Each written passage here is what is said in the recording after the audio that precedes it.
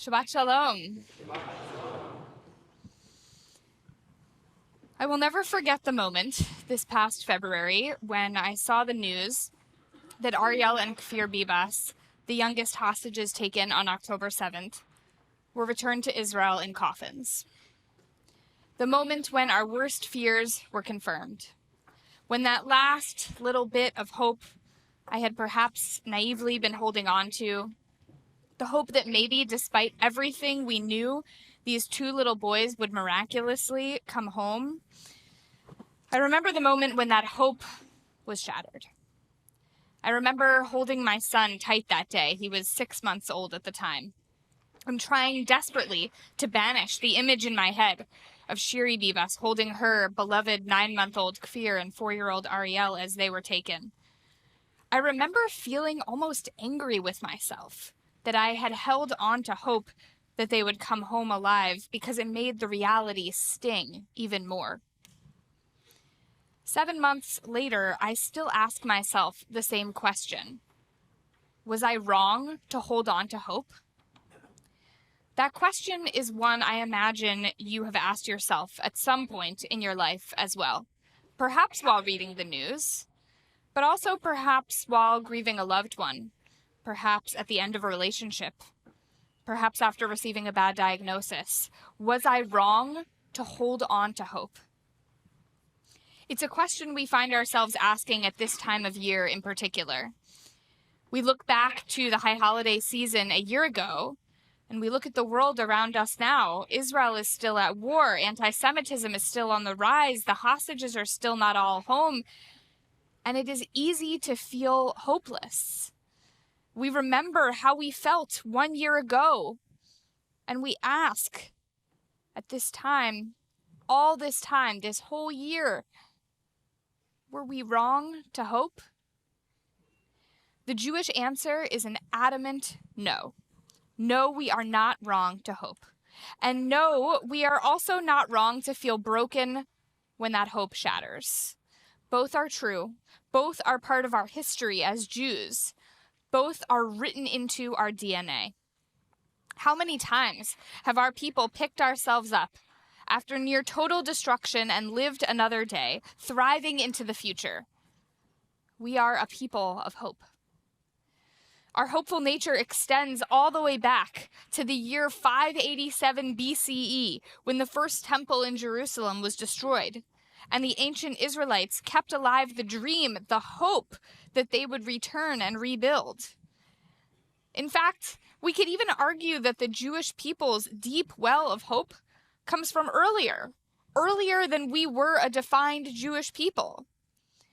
After each of the early biblical narratives in which human beings go astray, Adam and Eve's sin, Cain's murder of Abel, the generation of the flood, the Tower of Babel, God does not give up hope in humanity, and like a parent instills hope in a child, that hope gets transferred to us. Rabbi Jonathan Sacks, former chief rabbi of England of blessed memory, writes that hope comes from a specific set of beliefs, that the universe is not blind to our dreams or deaf to our prayers, that we are not alone, that we are here because someone willed us to be, and that our very existence is testament to the creative force of love. But despite this God-given, seemingly limitless capacity for hope, we cannot automatically rely on the innate hope within us to kick in moments when we need it. Because hope is not an emotion. It's a discipline, a practice, and a challenging one at that.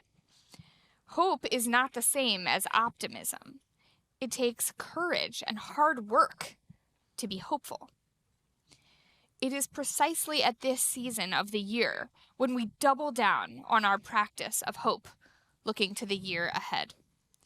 Throughout the Hebrew month of Elul, the month that precedes the high holidays, and all the way through Yom Kippur, we add to our regular service Psalm 27, which ends like this. Kaveh el Adonai, chazak v'yametz libecha v'kaveh el Adonai. Hope in God. Let your heart be firm and bold, and hope in God. we emphasize kaveh el Adonai, hope in God, by saying it twice within the same verse. But Rashi, our most prolific Torah commentator, reads that repetition not as emphasis, but as a story in sequence. First, we hope and pray.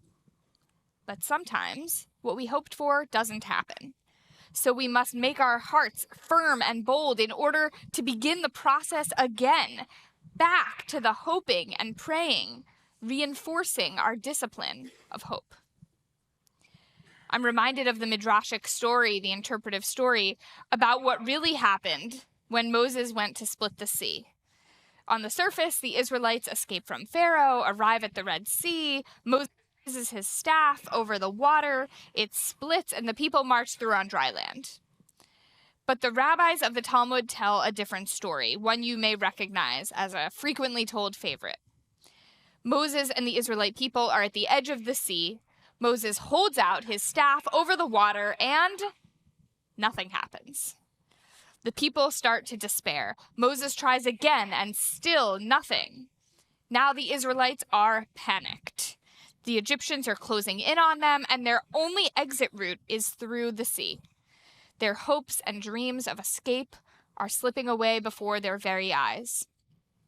Until Nachshon ben Aminadav had a moment of inspiration. He knew that redemption comes only after perseverance through broken hopes. So he jumped into the water. The Israelite people watched him in astonishment. He waded out farther and farther until the water covered his shoulders, and then a bit farther and his head was submerged.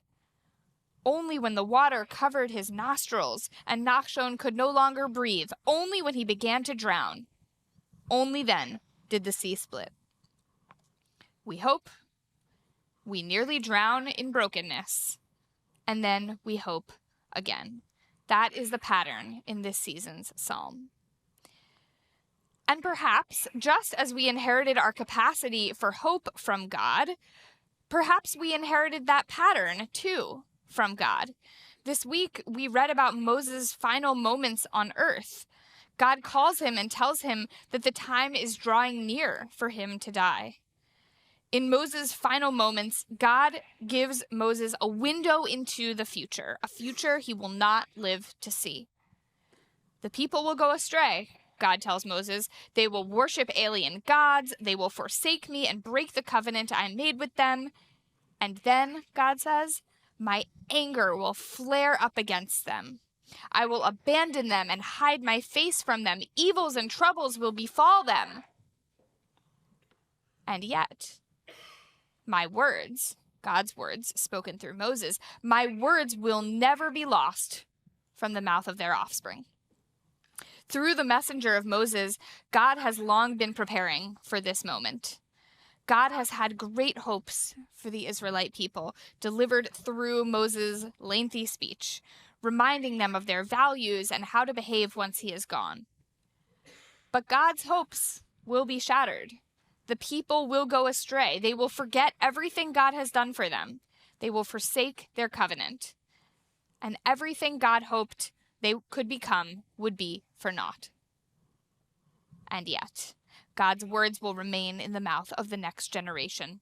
God's hope in humanity and in the Jewish people specifically will be renewed.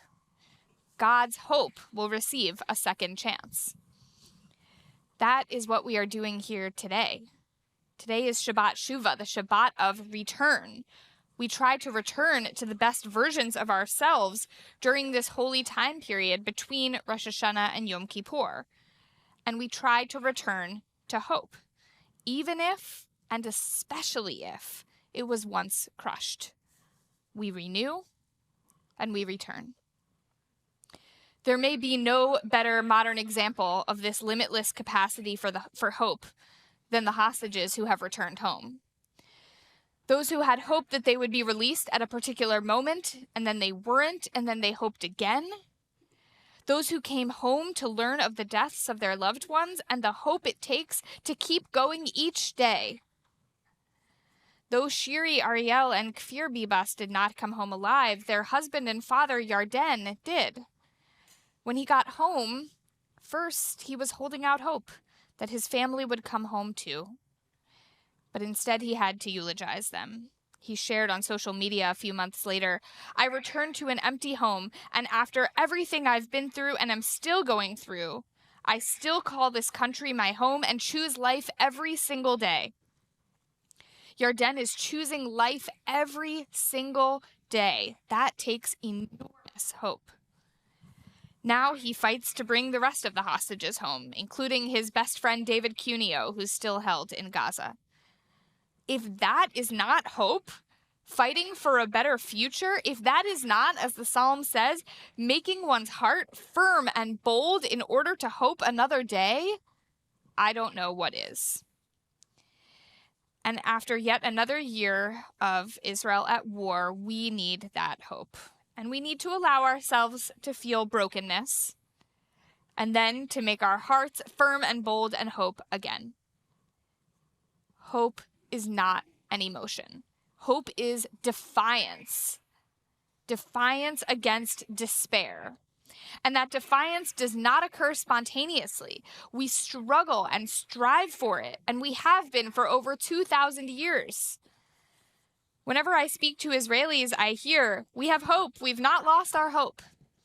That despite everything going on around them, they go out and live their lives. They refuse to stop living. That is hope. It is no coincidence that Israel's national anthem is called Hatikva, meaning the hope.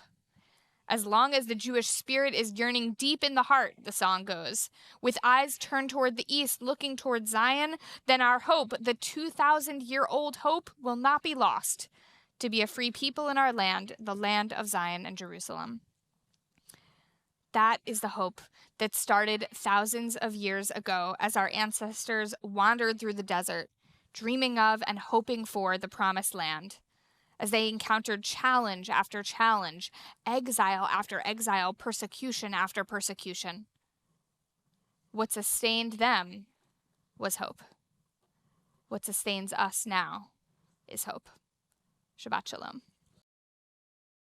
Thank you for being part of the Park Avenue Synagogue family. I hope you enjoyed the sermon. Please consider becoming a regular part of our online community by scanning the QR code or visiting supportpas.org or making a donation. Shalom, and see you in Shul.